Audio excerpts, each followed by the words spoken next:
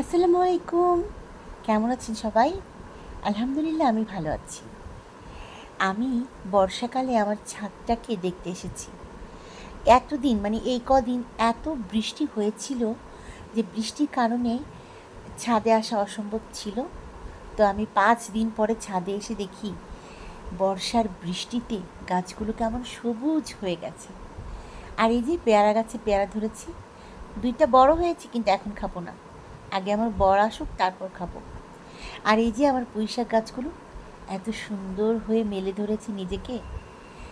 আর এই লেবু গাছটা হচ্ছে কাগজি লেবু, এটাতে এত পরিমাণে লেবু ধরে যে লেবুর ভার এসে নিচে পড়ে যায়। আর এটা হচ্ছে এলাচি লেবু, খুবই সুন্দর ফ্লেভার।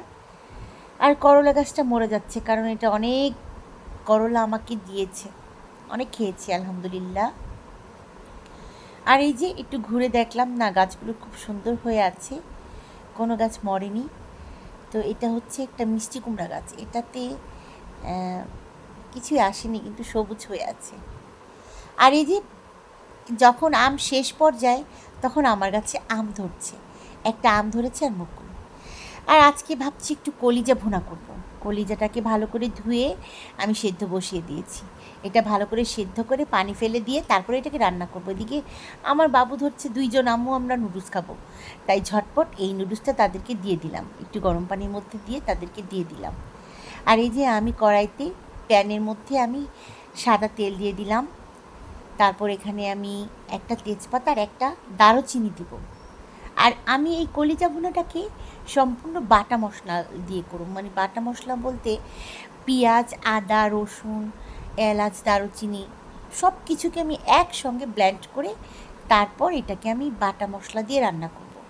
তো মশলাটাকে আমি ভালো করে তেলের মধ্যে ছেড়ে দিয়েছি এবং এটাকে খুব ভালো করে ভাজা ভাজাও করে নিচ্ছি।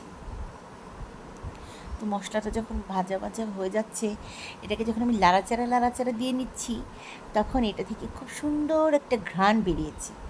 এখন এটাতে আমি হলুদ, মরিচ আর ধনে গুঁড়ো দিয়ে দিলাম, আর একটু পানি দিয়ে দিলাম, কারণ মশলা দেওয়ার সঙ্গে সঙ্গে পানি না দিলে কি হয়, মশলাটা পুড়ে যায় আর তার রঙটাও নষ্ট হয়ে যায়।